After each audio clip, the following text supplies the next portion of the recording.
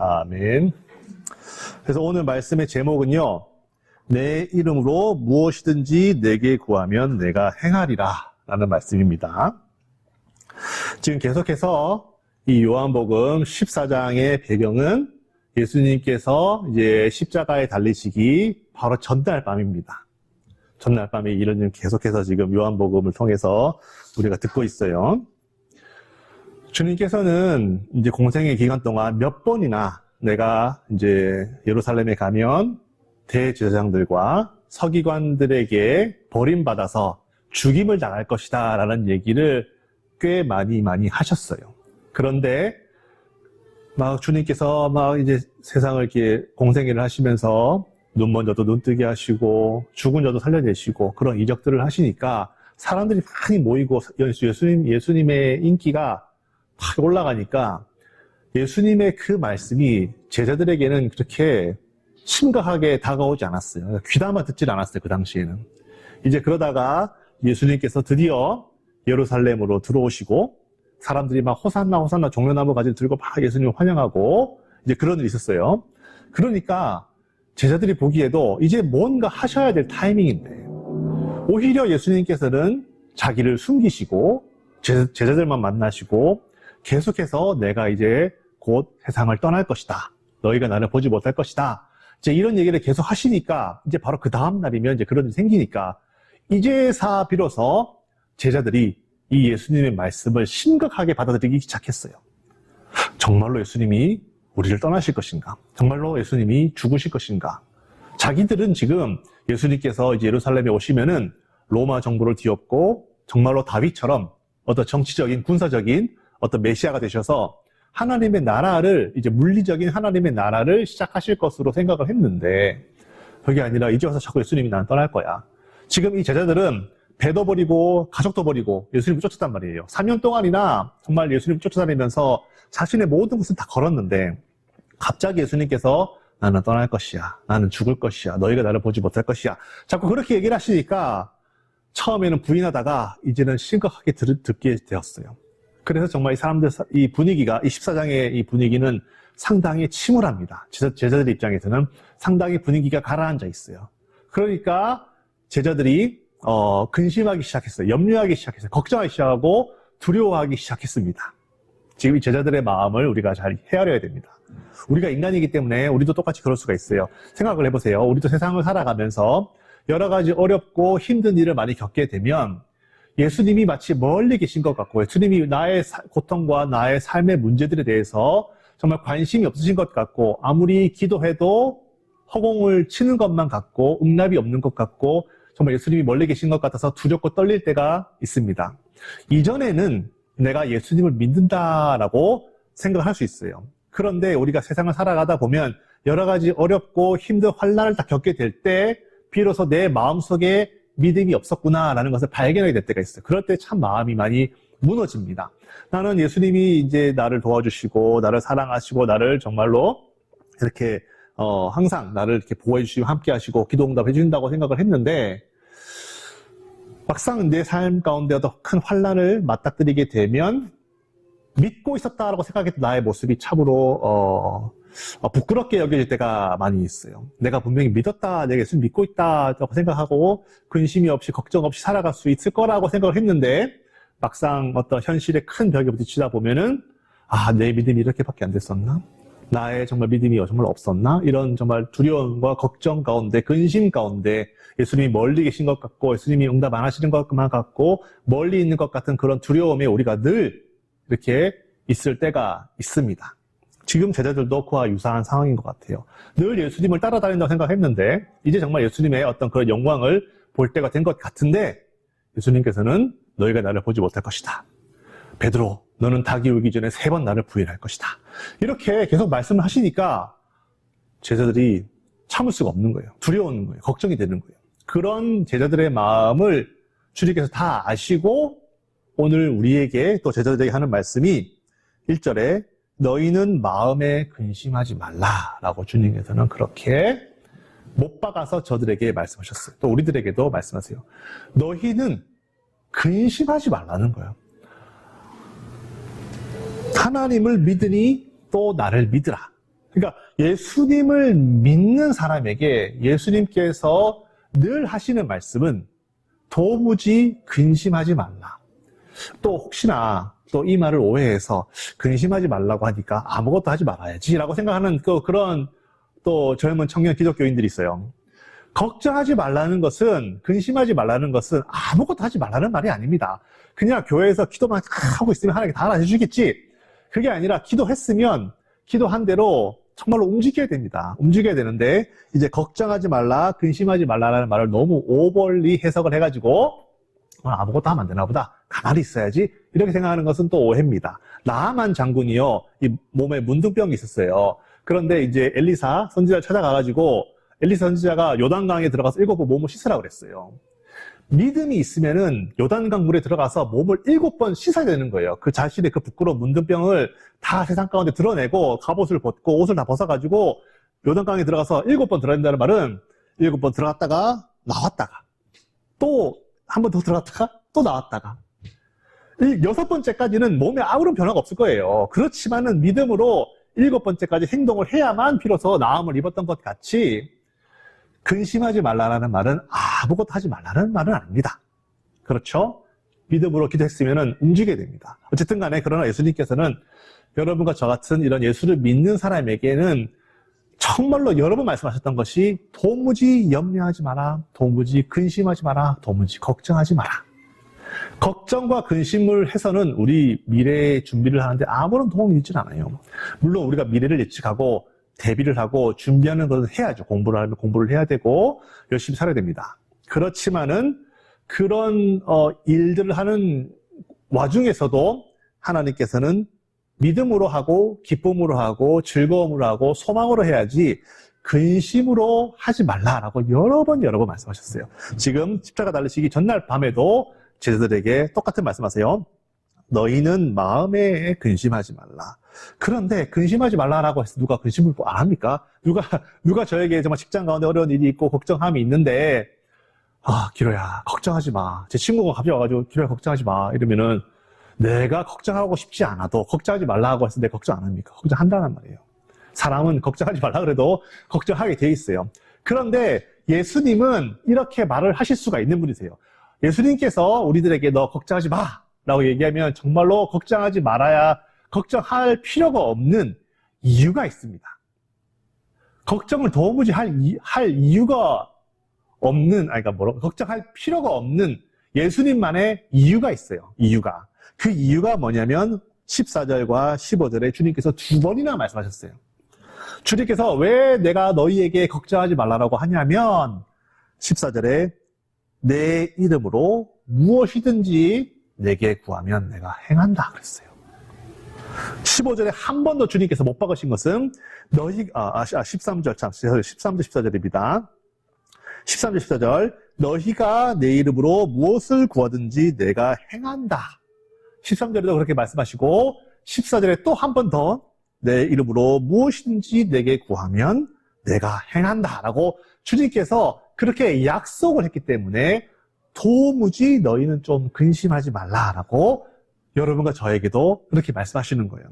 주님께서는 너희가 내게 구하면, 내 이름으로 너희가 내게 구하면, 무엇이든지 내게 구하면 내가 일하겠다라는 거예요. 그러니까 너희는 근심하지 말고 기도하라는 거예요. 근심하지 말고 내 이름으로 구해라는 거예요.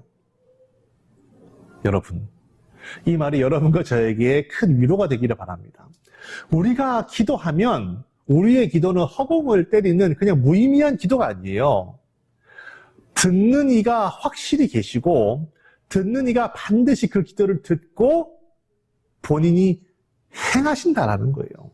그거를 약속을 이미 여기서 2번이나 확실하게 말씀하셨기 때문에 이제는 근심하기보다는 여러분 하나님께 예수의 이름으로 무엇이든지 하나님께 구하는 자세가 우리는 돼야 합니다.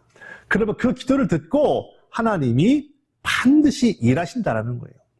그런데 오늘 우리 이 13절과 14절에 기도의 중요한 4가지 법칙이 있어요. 여기 보시면은 14절에 특히 나오는데요. 내 이름으로 무엇이든지 내게 구하면 내가 행한다. 자, 1번은 내 이름으로. 기도할 때 이걸 잘 우리 염두에 두고 기도를 해야 됩니다. 기도의 법칙 중에 1번은 내 이름으로. 그리고 2번은 무엇이든지. 3번은 내게 구하면. 4번은 내가 행한다. 요 4가지를 잘 염두에 두고 우리가 기도를 해야 되는데요. 첫 번째는 바로 내 이름으로, 즉 예수의 이름으로 구해야 된다는 거예요. 이 세상의 천하에 다른 그 어떠한 이름이 구원을 얻을 만한 다른 이름이 없어요. 이건 성경 말씀입니다. 이건 제 주장이 아니고요. 성경에 천하에 예수의 이름 외에는 다른 이름이 없다고 그랬어요. 구원 얻을 만한 다른 이름이 없다고 그랬어요. 오직 예수의 이름으로만 우리가 기도를 하는 거예요. 다른 그 어떠한 이름, 문선명 이름 천만의 말씀, 뭐 이만희 이름 천만의 말씀, 그런 거는 응답이 없어요. 절대 응답이 없어요. 왜냐하면 그들도 죄인이니까. 그렇지만 오직 예수의 이름은 성경 말씀에 찾아보진 않겠지만요. 모든 이름 위에 뛰어난 이름이라고 성경 말하고 있어요. 모든 이름 위에 뛰어난 이름이다라는 말은 모든 권세 위에 뛰어난 권세라는 거예요. 우리가 만약에 저희 집에도 아이들이 있는데요. 막내는 아직 말을 잘 못해서 뭐 그렇다 치더라도 둘째가 오빠가 이거 하지 말래. 오빠가 이거 하지 말래. 장난감 갖고 놀지 말래요. 그런데 오빠의 권세보다도 저의 권세가 높죠. 아빠가 가지고 놀아 그랬어. 그러면은 오빠가 깨갱하는 겁니다. 그렇죠? 권세는 그보다 작은 권세를 다스릴 수 있는 능력이 있어요. 오빠가 하지 마 이러고 해도 제가 하라고 해. 그러면은 하는 겁니다. 그렇죠? 그런 것처럼 예수의 이름, 예수의 권세는 이 세상 그 어떠한 권세 위에 있는 권세라는 거예요. 그래서 심지어 죽음조차도 그 이름 앞에서는 깨갱하는 겁니다. 죽은 자도 예수의 이름으로 살려내는데 하물며 이 세상에 그 어떠한 일이라도 예수의 이름으로 구하면은 하나님께서 들으시고 행치 못할 일이 어디 있겠냐는 거예요. 여러분과 저가 기도할 때는 이 예수의 이름이라고 하는 이 권세를 확실히 믿어야 됩니다. 이게 머리로서만 알고 있는 것이 아니라 정말로 성령으로 여러분과 저를 감동해 주셔서 이 예수의 이름은 죽음도 이겨내는 그런 능력의 이름, 권세 있는 이름이라는 거예요. 이 이름으로 우리가 사인하고 기도하는데 능치 못할 일이 어디 있겠냐라는 거예요. 첫 번째로 우리가 정말로 믿어야 될 것은 예수의 이름으로 기도하는 것입니다. 그리고 두 번째로는 뭡니까? 무엇이든지. 교회 일만? 성경에 나와 있는 좋은 일만? 그 어떠한 기도라도, 그 어떠한 거라도 여러분, 하나님은 우리의 기도를 들을 준비가 돼 있어요. 그 어떠한 거라도 내가 먹고 사는 문제라든지, 내가 누구에게 고통받는 문제라든지, 내 삶의 그 어떠한 지극히 작은 문제라 할지라도 하나님은 우리의 기도를 멸시하시는 분이 아닙니다. 우리가 잠결에 침대에서 이렇게 으끙하면서 제가 신음하는 소리도 우리 하나님은 들으신다라는 거예요. 우리 하나님은 그 어떠한 문제로 나와 관련된 그 어떠한 문제라도 가감없이 다 얘기해 주기를 원해요. 가려서 좋은 얘기만 하나님은 우리에게 그런 몇 가지 가려가지고 좋은 얘기만 듣고 싶지 않아요. 부모가 자식에게 모든 것을 다 듣고 싶은 것처럼 좋았던 일, 학교에서 뭐 좋았던 일, 나빴던 일, 친구랑 싸웠던 일, 선생님께 칭찬받았던 일, 선생님께 혼났던 일, 모든 일을 다 그냥 듣고 싶어 해요. 부모들은. 그런 것처럼 하나님은 무엇이든지 무엇이든지 자기에게 그 문제를 가지고 나와서 구하기를 원합니다. 근데 문제는 우리가 하나님 이거 싫어하시겠지? 하나님 이런 거 듣기 싫어하겠지? 우리가 우리의 기도를 가린다라는 거. 우리가 우리의 기도를 자체 검열해가지고 이런 것만 기도하게 된다는 거예요. 왜냐면은 우리 마음속에 믿음이 없기 때문에 그렇다는 거예요. 하나님은 내 아버지시라는 것을, 하나님은 나를 사랑하시는 분이시라는 것에 대한 믿음이 적기 때문에 이건 가지고 저건 가지고 하나님 앞에서 위선 논다는 거, 하나님 앞에서 외식한다는 거예요. 히포크레이트. 위선자가 된다는 하나님 앞에서. 하나님은 이거 싫어하십니다. 뭐든지 좋다 이거예요. 무엇든지 가지고 오라는 거예요. 무엇든지 가지고 오라. 물론 하나님께서 우리가 기도한 대로 다 응답하시는 분은 아니십니다. 우리가 보겠지만요. 기도 응답의 주권은 하나님에게 있어요. 그렇지만 우리가 하나님께 기도를 올리는 사람으로서는요. 하나님 앞에 무슨 문제, 친구랑 싸웠어요. 친구랑 뭐 했어요. 친구랑 이런 모든 문제, 나 이것 때문에 괴롭습니다. 나 친구는 솔직히 나보다도 실력도 없는데 높은 자리에 팍 올라가고 좋은 직장 하는데 하나님처럼 마음이 너무 괴로워요.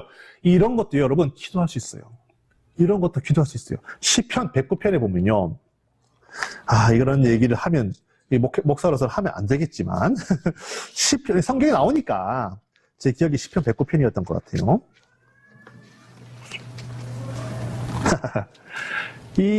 혹시 시편 109편의 얘기를 아시는 분이 있으는지는 아시겠지만, 이 시편 109편 대표적인 저주의 시편입니다.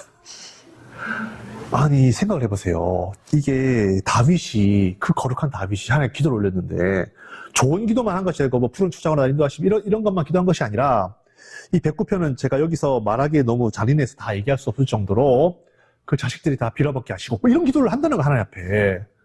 그 사람이 미워하는 거 좋아. 그 사람이 미워하는 거 좋겠지만, 그 사람의 자손들이 다 빌어먹었으면 좋겠습니다, 하나님. 라고 그렇게 기도한다는 거예요, 다윗이, 하나님께. 여러분. 그러니까 이렇게 좋은 예는 안 됩니다.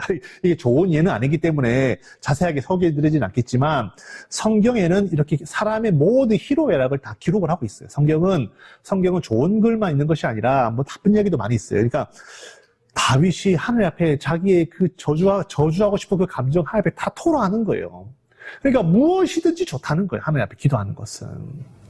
자체 검열하면 안 됩니다. 왜? 하나님은 우리의 아버지시니까, 우리를 사랑하시는 분이시니까. 그냥 자기 속에 있는 모든 끓어오르는 감정을 다 하나님 앞에 내어놓는 것이 중요해요. 하나님 우리의 솔직한 마음, 정말 진실된 마음, 진실된 입술의 고백을 원하지 위선된 마음을 원하는 것은 아니에요. 그리고 또 중요한 것은 이렇게 109편 같이 이렇게 하나님 앞에 자신의 모든 더럽고 추악한 이 감정을 하나님 앞에 다 토해놓으면 신기하게도 그렇게 기도를 하잖아요. 저도 그런 기도를 몇 번 합니다만은, 요즘에는 안 해요. 근데, 왜냐하면 저도 살아가면, 저도 직장이 있고, 세상은 이민 생활을 하고, 이런 사람, 저런 사람 만나다 보면요. 정말 LA에 별의별 사람들이 많이 있어요. 어떻게 이런 사람들이, 아니, 저도 한국에 살았잖아요. 한국에 살 때보다 더 특이한 사람들이 LA에 참 많더라고요. 그런 사람들을 만나게 되면 참 믿는 사람으로서, 이렇게 또 목회자로서 이렇게 막 할 수는 없지만요. 저도 사람이니까, 저도 감정 있는 사람이니까, 정말 억울함과 어떤 그런 괴로움과 이런 모든 감정들을요, 하나님 앞에 다 토로해 놓으면, 하나님이 그거를 들으시고, 이상하게 하나님께로부터 그런 위로를 받아요. 사람들에게는 제 와이프에게조차 정말 저랑 가장 가까운 친구에게조차 쏟아놓을 수 없는 그런 감정들을 기도를 통해서 하나님께 다 토로를 하면 신기하게 만약에 사람에게 제가 그런 얘기를 하잖아요. 그러면 하고 나면 마음이 시원해지지 않고 오히려 더 마음이 불편해집니다. 왜냐면 이 사람이 나의 비밀을 알았으니까 괜히 이걸 가지고 다른 사람 앞에서는 하하호 웃지만 혹시 알아요? 이 사람이 또 딴 데 가가지고 야 기로가 그런 얘기 했다더라? 이렇게 말할 수 있는 거 아니겠어요? 그러니까 사람에게 말할 수 없는 그런 모든 것들을 하나님께 탁 올려놓잖아요. 그러면요 처음에는 온갖 분노와 온갖 정말 그런 열등감과 어떤 그런 것으로 하나님께 나아갔는데 그런 기도를 하는 중에 하나님께서 하나씩 나를 돌아보게 만드시고 그런 감정을 받고 오히려 그런 감정을 넘어서서 하나님의 마음으로 그 사람을 위해서 정말 기도하고 사랑할 수 있는 그런 마음까지 회복시켜주는 놀라운 그런 경험을 했어요.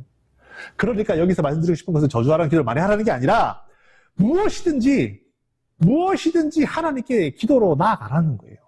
나아가면 고칠 것을 고쳐주시고 깨닫는 것을 깨닫게 해주시고 위로할 것을 위로해 주시며 응답하실 것을 응답하시더라는 거예요. 하나님께서. 그러니까 무엇이든지 좋으니까 내 마음속에 것을 썩어두지 말고 그 마음에 묵혀두면 병됩니다, 여러분. 마음에 묵혀두지 말고 기도로서 하나님께 나아가는 거예요. 그러면 전능하신 하나님께서 나의 모든 것을 아시고 하나씩 치료해 주십니다. 회복시켜 주십니다. 위로해 주시더라는 거예요. 위로. 그러니까 무엇이든지 저는 이것을 아주 강조하고 싶어요. 무엇이든지 하나님께 나아가요. 그 다음에 세 번째로 예수님께 구해. 그러니까 내게 구하면. 그러니까 우리는 저도 옛날에 예수 믿기 전에 그렇게 기도했어요. 예수, 알라, 부처, 뭐 공자, 맹자 다 주어니까 부지 날 좀 도와주세요. 아무나 걸려라는 거예요. 누구든지 모르겠으니까 뭐 부처든 예수든 뭐 마리아든 뭐 공자든 맹자든 뭐 소크라테스든 누구든지 좋으니까 좀 나를 도와달라고 그런 식으로 아무나 걸려라라는 식의 기도를 했지만 이런 기도는 절대로 응답이 없습니다. 절대로 응답 없어요. 하지만 우리는 우리의 기도를 받으시는 분이 누구신지 딱 압니다. 바로 나를 위해서 십자가에서 내가 그분을 알기도 전에 내가 그분을 사랑하기도 전에 내가 그분을 정말로 믿기도 전에 우리가 원수가 되었을 때에 이미 나를 위해서 십자가에서 나의 모든 죄를 다 해결하시고 피와 물을 다 쏟아내시고 나를 사랑하사 죽으신, 정말 나를 죽기까지 사랑하시는 그분께 우리는 기도를 하는 거예요. 내가 그분께 기도를 지금 드리고 있다. 나를 정말로 사랑하시는 하나님은 여 위에 올라가지고 너 이렇게 내 계명을 잘 지키고 있냐, 내 계명 잘 안 지키고 있냐, 이렇게 무시무시하게 우리를 판단하시는 분이 아닙니다. 그런 모든 것을 이미 다 뛰어넘고 나는 이미 너를 위해서 목숨을 다 바쳤다. 피와 물을 다 쏟았다. 나는 너를 정말로 사랑한다. 라고 증명하신, 십자가에서 증명하신 그분 예수님께 우리가 구하는 거예요. 아니, 자기의 아들 생명도 아끼지 않고 모든 것을 다 우리에게 주신 분이 그 다른 어떤 것을 우리에게 아끼시겠어요? 우리는 바로 그런 분께 기도한다라는 사실을 믿어야 된다는 거예요. 하나님은 인색하신 분이 아닙니다. 하나님은 절대로 기도 응답을 늦게 하시거나 기도 응답을 하시기를 귀찮아하시는 분이 아니시고 이미 여러분과 저를 너무너무 사랑하셔서 목숨까지 다 부어주신 예수님, 그분에게 우리가 구한다라는 거예요. 우리가 우리의 기도를 정말 들으시는 분, 우리가 정말 내 기도와 내 요구를 좀 올려드리시는 분이 누구신지를 모르고 기도하면요, 기도에 담력이 없어질 때가 있어요. 기도가 내가 이렇게 기도해야 되나 싶을 정도로 담력이 없어질 때가 있는데 그게 아니에요. 우리 예수님, 우리의 기도를 들으시는 우리 예수님은 이미 자기의 모든 사랑을 우리에게 다 보여주신 분이에요. 그러니까 그 사랑에 힘입어서 우리가 구한다라는 거예요. 그러니까 우리가 구하는 것에 대한 응답을 의심하지 마세요. 하나님은 이미 생명도 주셨는데 무엇인들 아끼시겠냐는 거예요. 우리는 하나님께 그렇게 구하는 거예요. 그런 분께 우리가 구하는 것이에요. 그리고 마지막으로는 내가 행하리라. 요게 좀 중요한데요. 요 부분이 중요한데요. 내가 행한다는 거, 내가. 너가 요청한 대로라기보다는, 우리가 구하는 대로라기보다는 내가 행한다. 내가 생각하기에, 그러니까 예수님이 생각하시기에 가장 좋은 때에 가장 좋은 응답을 가장 좋은 것으로 우리들에게 본인이 주인이 되셔서 본인이 결정하시고 본인이 알아서 본인의 때에 우리에게 주신다는 거예요. 그러니까 하나님이 우리의 기도에 응답하신다는 거예요. 그런데 우리가 하나님 이렇게 해주세요 라고 한 대로가 아닐 수 있어요, 여러분. 이렇게 요때까지 꼭 주셔야 됩니다 라고 그렇게 기도할 수 있지만은 내가 응답한다는 거. 그 기도 응답의 주권은 오직 하나님께 있는 거예요. 하나님이 생각하시기에 가장 좋은 것을, 내가 생각하면 하나님 저에게 이 사과 주세요. 근데 하나님은 사과 박스를 나에게 줄 수 있는 거예요. 하나님께서 하나님 나는 정말 요거 조그마한 거 요거 하나 필요합니다. 간절하게 요거 구합니다. 하지만은 하나님은 우리에게 요만한 것 이상의 그 엄청난 것을 주시고 싶으신데 요것만 구하잖아요. 요것만 구하면 요것만 딸랑 주시는 분이 아니고 요것을 넘어선 엄청난 것을 우리에게 주시려고 하는데 그것과 그 내용과 그 때는 하나님께 달려있어요. 그러니까 내가 행한다라는 것도 분명히 믿어야 됩니다. 그렇기 때문에 내가 오늘 기도한다고 해서 하나님 이번 주말까지 꼭 이 문제 해결해야 됩니다. 내가 시간을 정하고 기도할 수 있지만, 그래서 하나님께서 그렇게 응답하실 수도 있지만 가장 중요한 이 네 번째 포인트는 하나님이 응답의 시간을 하나님의 때에 하나님의 것으로 하나님이 직접 행하신다라는 거예요. 그러니까 이 네 번째 내가 행한다라는 것도 이 기도의 중요한 포인트입니다. 중요한 포인트. 그래서 오늘 이 14장 말씀에서 내 이름으로 무엇이든지 나에게 구하면 내가 행한다. 이것이 바로 중요한 기도의 네 가지 법칙이에요. 그런데 제가 마지막으로 조금만 더 이 부분에 대해서 강조하고 싶은 부분이 있어요. 내가 행한다. 즉 하나님께서 결국에는 본인의 뜻대로 본인이 원하는 시기에 본인이 정말 주시고 싶으신 것을 주신다고 한다면, 그것에 너무 우리가 마음을 쓴다면 때로는 우리가 기도의 담력이랄까? 기도의 소망이랄까? 어차피 하나님께서 본인의 때에 본인이 원하는 거 주실 텐데 굳이 내가 기도해야 되나? 그런 기도의 소망이랄까? 기도의 간절함이 사라질 수 있어요. 사라질 수가 있어요, 인간적으로. 그렇지만 여러분, 우리 하나님은 인격이세요. 살아계신 인격이세요. 인격이라는 말은 인터랙션이 가능하시다는 분이에요. 그래서 성경에 보면요, 너희는 간절히 기도하라, 부르짖어 기도하라, 끈질기게 기도하라, 이런 말이 성경에 상당히 많이 있어요. 아니 여러분 생각해 보세요. 하나님께서 본인의 때에 본인이 주시고 싶으신 것을 본인이 마음대로 주신다 그러면요, 우리가 뭐하러 기도합니까? 그렇죠? 그런데 왜 성경에 끈질기게 기도하라, 부르짖어 기도하라, 간절히 기도하라, 그런 얘기 왜 있겠어요? 그 이유는 아무리 하나님의 뜻이 있고, 아무리 하나님께서 주시고 싶으신 것이 있고, 하나님께서 주시고자 하시는 의지가 있어도 그 의지를 인간의 기도로 꺾을 수가 있다는 거예요. 꺾을 수 있다는 표현이 좀 애매하지만 성경에 그렇게 표현이 되어 있으니까 제가 그렇게 말씀을 드리는 것입니다. 아무리 하나님의 뜻이 있고요, 하나님이 정한 시기가 있고, 하나님께서 주시고자 하시는 의지가 있으셔도 때로는 인간의 의지에 의해서 하나님이 자신의 의지를 꺾으실 때가 있어요.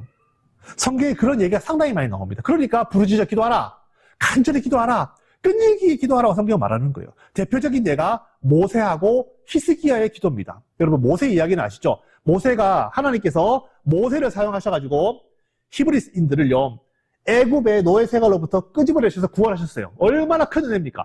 애굽에서 노예 생활하고 있는 사람들을 하나님께서 모세를 통해가지고 다 이렇게 구원해가지고 이제 가나안 땅으로 인도하시는 중에 며칠 되지도 않아가지고 이 이스라엘 사람들이 그렇게 큰 은혜를 받았음에도 불구하고 며칠 되지도 않아가지고 금송아지 만들어가지고 막 우상 숭배했어요. 하나님께서 그걸 보시고 진노해가지고 내 이것들을 내가 다 쓸어버리리라 결심하셨어요. 하나님께서. 그랬는데 모세가 하나님께 막 기도합니다. 하나님, 저들을 다 멸하실 것 같으면 차라리 제 이름도 생명책에서 지워주시옵소서. 모세가 막 간절히 기도했다는 걸 알겠어요. 그랬더니 출애굽기 14장인가요? 출애굽기에 보면요, 32장 14절에 이렇게 성경에 나와 있어요. 여호와께서 뜻을 돌이키사. 여호와께서 뜻을 돌이키사. 하나님께서 뜻을 정하신 그 뜻을, 하나님은 창조주십니다. 하나님은 전지전능하십니다. 하나님은 변치하시는 분이세요. 그분께서 한번 정하시면 이제 막을 자가 없고, 그분께서 한번 하시겠다고 하면 막을 수 있는 사람이 없어요. 그렇지만 우리 같은 한낱 피조물이 간절히 기도하는 그 기도에 하나님께서 뜻을 돌이키셨다고 출애굽기 32장 14절에 말하고 있어요. 여러분, 뿐만 아닙니다. 히스기야의 기도도 있어요. 히스기야는요, 이런 내용입니다. 이사야서 38장인가? 32장인가요? 38장입니다. 이제, 하나님께서, 이제 히스기야 왕, 그 당시에 이사야 선지자가 있었는데요. 이사야 선지자에게 하나님께서 이제 말을 합니다. 너 가서 히스기야 왕에게 내 명령을 전해라. 너는 올해 병들어 죽을 거야. 라고 그 말을 전하라는 거예요. 그래서 이사야 선지자가 이제 쭉 히스기야 왕에게 갑니다. 하나님께서 말씀하시기를 왕께서는 올해를 넘기지 않고 죽으실 것 같다고 하나님께서 말씀하십니다. 얘기했더니 그 히스기야 왕이 그때로부터 벽을 바라보고 통곡을 하면서 하나님 제발 좀 살려주십시오. 눈물로 간구하는 거예요. 그랬더니 하나님께서 다시 이사야 선지자 불러가지고 알겠다. 그럼 내가 너에게 너의 수명을 15년 연장해 주겠다. 라고 하나님 뜻을 바꿔버리세요. 히스기야가 그렇게 간절하게 눈물로 하나님께 기도하니까 하나님께서 올해 너의 생명을 취하려다가 그 뜻을 바꾸셨어요. 15년 이후에 내가 너를 취하겠다라고 뜻을 바꾸셨다는 거예요. 여러분, 우리 같은 피조물이, 우리 같은 사람이 어떻게 전능하시고 모든 것을 아시고 정말 창조주 하나님의 뜻을 꺾을 수가 있냐는 거예요. 하지만 우리 하나님은 인격이시라는 거예요. 우리를 사랑하시는 아버지시라는 거예요. 자녀가 간청하면 이미 정한 뜻이라 하더라도 그 뜻을 바꾸어서 우리 뜻에 컴플라이, 우리 뜻을 들어주시는 분이 바로 또 우리가 섬기는 하나님이시라는 거예요. 그러므로 여러분과 저가 왜 낙심합니까? 기도할 수 있는데 왜 낙심하냐는 거예요. 기도하면 들으시는 분이 계신데 왜 낙심하냐는 거예요. 기도하면 우리가 들으시는 그분은 전능하신 분인데 또 우리를 사랑하시는 분이시라는 거예요. 왜 낙심하고 무엇이 두렵고 무엇이 걱정이냐는 거예요. 너희는 마음에 근심하지 마라. 주님께서 약속하셨어요. 13, 14절 두 번이나 말씀하셨어요. 내가 행하겠다. 너희가 나에게 구하면 내가 일하겠다라고 주님께서는 약속하셨습니다. 오늘 하나님께서는 우리에게 똑같은 말씀하시는 거예요. 너희는 도무지 마음에 근심하지 마라. 나를 믿으라. 너희가 내게 구하면 내가 시행하겠다. 이게 바로 오늘 여러분과 저에게 주시는 예수님의 약속입니다. 우리 모두 다 낙심하지 맙시다. 우리 모두 다 걱정하지 말고 두려워하지 맙시다. 왜? 우리가 기도하면 하나님이 들으시고 그분이 정말 우리가 간절히 끈질기게 구하면 설사 그것이 하나님 오늘 정하신 뜻이라 하더라도 하나님께서 그 뜻을 바꾸실 수도 있는 바로 그런 하나님이시기 때문입니다. 정말 우리가 하나님께 구할 때 우리 하나님이 내 기도를 들으시고 행하시는 그 역사를 우리가 보기를 원합니다.